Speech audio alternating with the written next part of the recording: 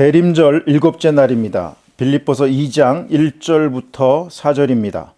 그러므로 그리스도 안에 무슨 권면이나 사랑의 무슨 위로나 성령의 무슨 교제나 긍휼이나 자비가 있거든 마음을 같이하여 같은 사랑을 가지고 뜻을 합하며 한 마음을 품어 아무 일에든지 다툼이나 허영으로 하지 말고 오직 겸손한 마음으로 각각 자기보다 남을 낮게 여기고 각각 자기 일을 돌볼 뿐더러 또한 각각 다른 사람의 일을 돌보아 나의 기쁨을 충만하게 하라. 아멘. 빌립보서 1장에서 그리스도의 복음에 합당하게 생활하라라고 했습니다. 예수 그리스도의 복음이 가르치는 대로 예수 그리스도의 복음에 합당하게 하나님 나라의 시민답게 생활하라는 것입니다. 그러면 그리스도의 복음에 합당한 우리의 모습, 우리의 태도는 어떠해야겠습니까?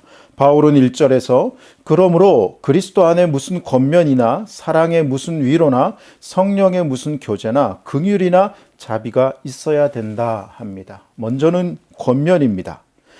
권면이란 말은 곁에서 속삭이다라는 그런 뜻입니다. 상대로 하여금 용기를 갖도록 돕는 것을 말합니다. 가뜩이나 고난 중에 힘들어하는 성도에게 훈계한답시고 그래서 내가 미리 기도하라고 했잖아 라고 하는 것은 권면하는 것이 아니라 말로 권총을 쏴 낙담시키는 것과 같습니다. 권면은 언제나 용기를 주고 따뜻해야 합니다.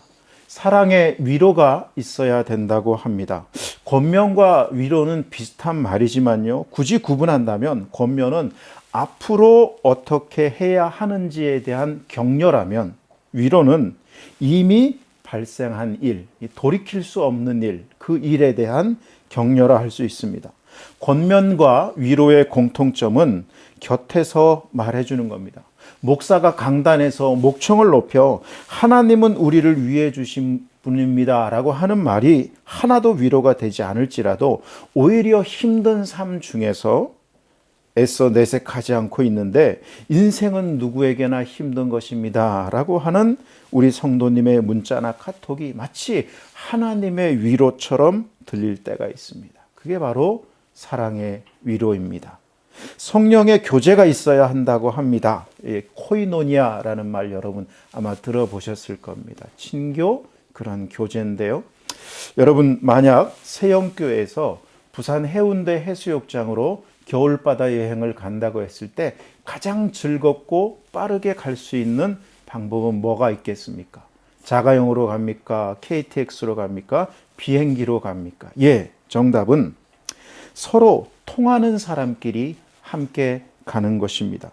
서로 생각이 통하고 마음이 통하는 사람이라면 어느 교통수단이든 즐거운 여행이 될 것입니다.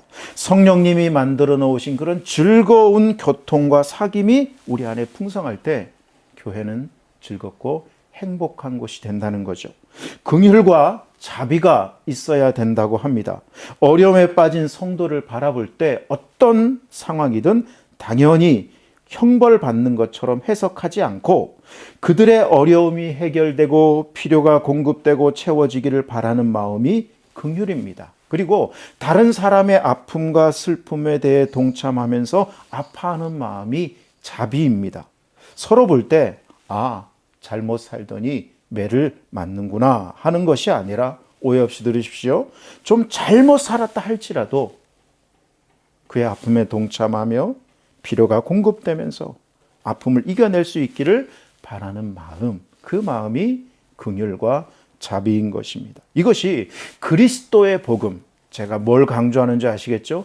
그리스도의 복음에 합당하게 생활하는 우리 성도들의 가장 기본적인 자세가 되어야 한다는 것입니다. 바울은 긍휼이나 자비가 있거든 이라고 했습니다. 그러니까 현재 우리 안에 이런 모습과 열매가 있다는 겁니다. 권면, 위로, 자비와 긍휼, 사실 하나님께서 우리를 향해 갖고 계신 하나님의 마음 아닙니까? 우리가 하나님으로부터 받고 있는 하나님의 은혜의 모습들 아닙니까? 그러니까 이미 우리 안에 그런 모습이 있습니다. 은혜 가운데 있습니다. 제가 아무리 이리 보고 여리 보고 조리 보아도 성도님들이 어려울 때 그래도 곁에서 권면해주고 위로해주고 그리고 같이 있으면 즐겁고 행복하고, 우리 수련회 가면 장로님, 권사님들, 집사님들 얼마나 즐거우세요. 그렇죠? 같이 있으면 즐겁고 어떤 실수나 잘못을 해도 용서하고 품어주는 사람들이 우리 성도님들입니다. 이미 우리 안에 그리스도의 복음이, 그 복음의 은혜가 심겨져 있습니다. 그 모습을 보고 바울이 감옥 속에서도 기뻐한 것처럼 우리 아버지 되시는 하나님도 기뻐하시는데, 이게 중요합니다. 기뻐하기는 기뻐하시는데 만족하지는 않으세요. 뭐의 차이일까요? 부모가 아이를 낳아 기르면서 걸음마를 시작할 때 말할 수 없는 기쁨을 느낍니다. 그러나 기뻐한다는 것이 지금 이대로가 좋다 혹은 성장이 필요하지 않다라는 말은 아닙니다. 하나님 역시 우리의 현 상태, 그 복음이 심겨진 그 모습을 보면서 기뻐하시지만 만족하시진 않아요. 우리가 그리스도의 장성한 분량까지 자라기를 원하시는 거죠. 그래서 자신의 기쁨을 표현하시면서도 그것이 더 충만하게 되기 위해서 우리가 해야 될 구체적인 일들을 이렇게 말씀하십니다. 아무 일에든지 다툼이나 허영으로 하지 말고 오직 겸손한 마음으로 각각 자기보다 남을 낮게 여기라. 이 낮이 아니라 낮게 여기라. 우선은 그의 이 말씀 앞에 나온 권면, 위로, 자비, 긍휼과 도대체 뭐가 다른가? 우린 이걸 생각해야 합니다. 권면, 위로, 사랑, 자비, 긍휼은요, 내가 그 사람 위에 서서 하는 거예요. 그렇죠? 내가 그 사람 위에 서서 하는 것입니다. 그래서 이것은 굳이 교회가 아니어도 세상에서도 우리는 이런 모습을 충분히 볼 수 있습니다. 믿지 않는 친구지만 우리는 그 친구로부터 따뜻한 위로나 격려를 받을 때가 얼마나 많습니까?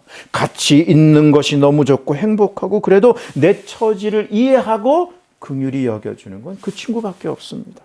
그런데 오늘 주님께서 요구하시는 오직 겸손한 마음으로 각각 자기보다 남을 낮게 여기는 건요, 내가 그 사람 위에서 하는 게 아니라 내가 그 사람 밑에 서서, 아래 서서 섬기고 돕고 희생하는 것이기에 이것은요, 복음을 아는 자, 예수님의 마음을 가진 신자들만이 할 수 있는 겁니다. 그래서 예수 그리스도의 복음에 합당한 모습이다라고 하는 거죠.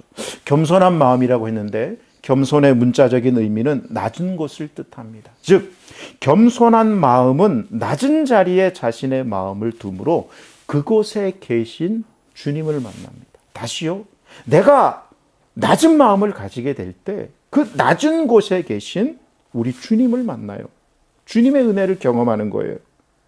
곧 성탄절인데 주님께서 가장 낮고 낮은 자리에 가장 낮은 모습으로 이 땅에 오시지 않았습니까? 주님께서 주시는 기쁨을 얻는 겁니다. 주님께서 낮아지신 분이기 때문입니다. 이제 우리가 주일날 이 말씀 살펴보겠지만 주님은 하늘에서 땅으로, 땅에서도 종의 모습으로 나타나시고 더 낮아지셔서 십자가에 죽기까지 복종하셨습니다. 그래서 우리가 스스로 낮아질수록 그곳에 계신 주님을 만납니다. 그래서 낮아진다는 것이, 스스로 낮추는 것이 우리가 그리스도를 본받고 그리스도를 닮는 것입니다. 우리 마음에는 내가 남보다 높아야지 낮아지는 것은 참지 못하는 속성이 있습니다. 그런데요, 어떤 분이 이런 말을 하세요. 달걀이 그 껍질을 스스로 깨면 병아리가 되지만 남이 깨면 프라이가 된다. 무슨 말씀인지 아시겠죠? 내가 주님처럼 스스로 낮아지면 겸손함을 배우게 되지만 다른 사람에 의해서 낮아지게 되면 자존심이 상함을 넘어 비참함을 경험하게 된다 하는 것입니다. 그래서 그리스도의 복음을 아는 자들의 자발적인 낮아짐이 교회 공동체를 건강하게 만드는 자양분이 되고 겸손한 사람만이 다른 사람을 인격적으로 존중할 줄 알게 됩니다. 여러분, 대형마트에 가면 균일가 세일, 균일가로 파는 옷들이 있습니다. 마치 시장에서 옛날처럼 골라 무조건 5,000원 뭐 이렇게 좌판 벌려놓고 파는 것처럼 균일가 세일 해가지고 이렇게 파는 옷들이 있습니다. 그 옷들은 눈에 잘 띄지 않을지라도 미세한 하자가 하나씩 있는 겁니다. 실밥이 터질 수도 있고요. 변색된 부분일 수도 있고요. 이 단추가 약간 이상하게 달려 있을 수도 있고요. 지퍼가 잘 올려지지 않을 수도 있습니다. 아무리 찾아봐도 하자가 보이지 않으면 그 옷은 철진하거나 아니면 유행이 많이 지난 그런 옷일 겁니다. 주인이 그 하자를 일일이 알려주지 않지만 알고서 사라는 의미입니다. 그리고 그런 코에는 반드시 그런 코너에는 반드시 이런 조건이 붙어 있습니다. 반품 불가, 교환 불가, 환불 불가. 여러분 다 보셨죠? 왜 이런 말씀을 드리는가 하면 이것은 우리의 자화상과 같기 때문입니다. 우리 각자에게는 모두 다 하자가 있습니다. 하자투성입니다. 없는 사람 아무도 없습니다. 그렇기 때문에 우리는 서로 자기보다 다른 사람을 낮게 여겨야 합니다. 김가희 권사님께서 카톡에 우리 박원서님의 좋은 시를 한 편 올려주셨는데요. 저도 시 한 편을 여러분들에게 읽어드리는 것으로 오늘 말씀을 마치려고 합니다. 고정희 시인의 사랑법 첫째입니다. 그대 향한 내 기대 높으면 높을수록 그 기대보다 더 큰 돌덩이 매달아 놓습니다. 부질없는 내 기대 높이가 그대보다 높아서는 아니 되겠기에 내 기대 높이가 자라는 쪽으로 커다란 돌멩이 매달아 놓습니다. 그대를 기대와 바꾸지 않기 위해서 기대 따라 행여 그대 잃지 않기 위해서 내 외로움 짓무른 밤일수록 제 서름 넘치는 밤일수록 크고 무거운 돌덩이 하나 가슴 한복판에 매달아 놓습니다. 여러분, 그리스도의 복음에 합당하게 생활하는 것은 기대가 아니라 그대입니다. 사랑은 기대가 아니라 그대입니다. 그대에게 집중하지 않고 기대에 집중하는 것은 사랑이 아니라 집착이요 아집일 수 있습니다. 저는 우리 교회가요, 기대보다 그대에게 집중함으로 자기보다 남을 낮게 여기는 그리스도의 복음에 합당한 교회가 되기를 간절히 소망합니다. 하나님 아버지, 우리에게 권면, 위로, 교제, 긍일, 자비와 같은 것이 있어야 함을 알고 있고 마음을 같이하여 같은 사랑으로 한 마음을 품어야 함도 잘 알고 있습니다. 하지만 낮아짐은 얼마나 싫어하는지요. 우리의 허물을 용서하여 주옵소서. 내 자신이 하자 있는 인생임을 잊지 않게 하시고 온전함으로 나아가기 위해 더욱 그리스도의 복음에 나를 맞춰가게 하여 주옵소서. 그래서 가족들과 다른 사람들에게 기대를 사랑이라 착각하지 않게 하시고 그대 있는 그대로 수용할 줄 아는 그런 하나님을 닮은 자녀가 되게 하여 주옵소서. 예수님의 이름으로 기도드립니다. 아멘.